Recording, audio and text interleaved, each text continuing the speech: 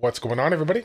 It's Childish back out of the game, coming at you with another Summoner's War video. And in today's video, we're going to be catering to our global players out there who recently got the Naraka, aka the Boiling Waterfall dungeon dropped. And we're going to be focusing on a couple of units out there that you would essentially be able to combat one of the biggest mechanics in this particular dungeon. So if you guys are excited about that, you all know what to do. Like the video, subscribe to the channel, and as always, hit that notification bell so you guys know when the next video drops. So again, let's go ahead and get into it, right? Naraka, aka the Boiling Waterfall, one of the funnest dungeons out there for sure. If you are interested in kind of all the mechanics and everything that's in store, definitely take a look at this button here, strategy info. You can find out every single thing you're looking for. We're not going to actually get into it. What I'm going to do is I'm going to link a video from my man Topper, who dropped an amazing top tier video when it comes to strategy, gameplay, everything and anything you want to know. I'm going to leave a link in the description down below here. But that being said, I wanted to go ahead and pay close attention to some of the things that you need to consider when taking a look at a specific dungeon per se, right? So if you haven't had a chance to check it out already, going over to the strategy tips, they're going to essentially kind of tell you what you should be looking for. And one of the things that I'll just tell you right off the get-go is that you're going to be looking for a specific unit that has some kind of a damage mitigation ignoring effect. So of course, CompToUs has done this really nice. They've created these little hashtags in the game so that you can go ahead and look at specific skills, specific abilities. In addition to that, you can also look at specific units that have these abilities as well. So first one, of course, being the damage mitigation.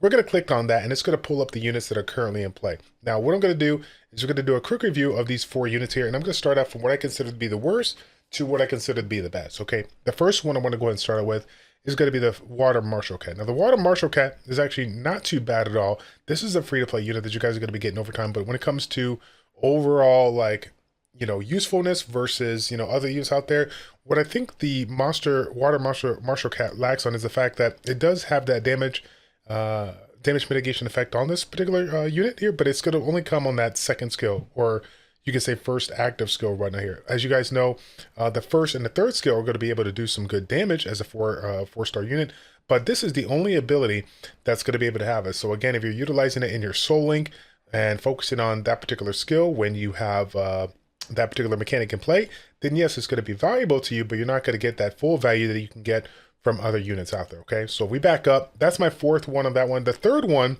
is going to be the one that they're actually dropping in the game for you right now. So again, if you are on the global server, Europe or Asia, you will know that there is a pay-to-play summoner pass right now where you can obtain this particular magic like Lupinus here. So there's a couple of good things, a couple of bad things about it, but the first thing we want to start out with is just your overall skills and overall kit, right? The cool thing about this one is that, as you will see on the main skill, the main basic attack ability here, we do have a 15% rate to use Sword of Mission. And again, Sword of Mission is going to provide us that damage mitigation that we're looking for, but ultimately it is a really low rate, so we're not going to get a ton of value. But when we, related to the Water Martial Cat, being able to have this on a basic attack versus not having it at all, then without question, this is going to be an absolutely big upgrade here. This is why I got this one in the top 3 spot as far as what I think, where I think it should lie here. Now, as you guys can see, the second skill is just going to be a basic attack here to provide a little bit of science, so that's not going to help us out. However, the Tempest Sword, the third skill, is going to provide us that damage damage mitigation effect here.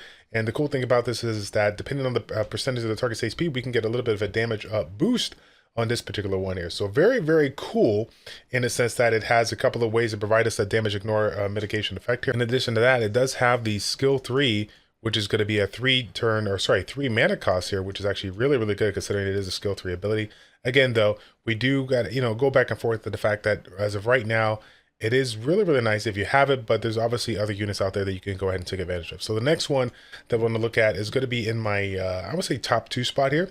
And this was a kind of a controversial one because of the fact that this particular unit is another free-to-play unit that you can go ahead and take advantage of. But Fire Raven, this is one of the ones that are going to be available for you guys in the Monster Story. And again, you would think I have this one in my top pick, but I'm going to explain to you why here in a little bit as to why I got this one in my top 2 slot. Now, this particular unit here, absolutely amazing. I was one of the people out there that waited way too long to build this one, and I'm actually I'm kind of slapping myself in the face that I did that. Now, why is this one so good, or why does this one get the top 2 spot? First and foremost, it does have that ability, similar to the Lupinus there, the Wind Magic Knight, that has the ability to provide the damage mitigation effect on this one. But as you guys can see, in this particular situation here, we're going to have essentially just a straight damage mitigation effect here on his basic attack without any percentage chance to do it. And in addition to that, we also have 66% of his attack as damage coming in play and have an opportunity to do some defense penetration, so an ignore defense. So again, the value of this particular attack is outrageously disgusting, and the simple fact that this can amplify with the given skills that are going to be coming up here in a little bit is why this one is definitely up there, right? So next skill, next ability, Zero Shift. This one provides another way of providing that damage mitigation effect, as well as an evasion up and attack speed up. So again, we're going to get a lot more value out of our skills that are based on speed, but we're also going to get a chance to evade the damage and not get hit too hard if we are in the mix when it comes to melee damage, right? The third skill, Excel Stream, is going to be another ability that's going to provide some damage mitigation effect here. But this is kind of cool because if you have a level 3 attack speed up, you're going to be able to use Zero Shift one time. So again, Zero Shift being that ability that's going to provide us, again, more damage mitigation, comparison to the amount of damage we can do here.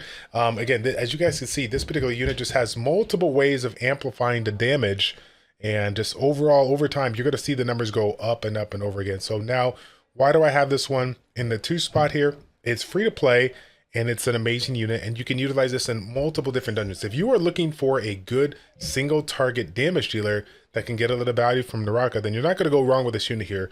It's absolutely amazing. But now, due to the fact that it is fire element here, obviously we're going to have that neutral damage in play, and it's going to do fine. But the reason why I particularly like the Dark Cassie, Dark Cowgirl versus, Fire Raven in this particular spot is the simple fact that it is a neutral element, and you can utilize this in more ways than one without any issue when it comes to elemental advantage or disadvantage or whatnot here. So again, this particular unit as well has that damage ignore, mitigation effect here. But this one here, as you can see, is going to be a straight damage mitigation effect. You don't have any % chance to do anything else. You'd lose a little bit of value because you don't have that defense penetration, but still, it is a still really strong skill, still going to provide that damage mitigation. So if your skills are not up, you're still going to get a little bit of value during that downtime, right? Second skill, going to do a massive amount of damage as well, and does have that pushback here that is kind of is really unique.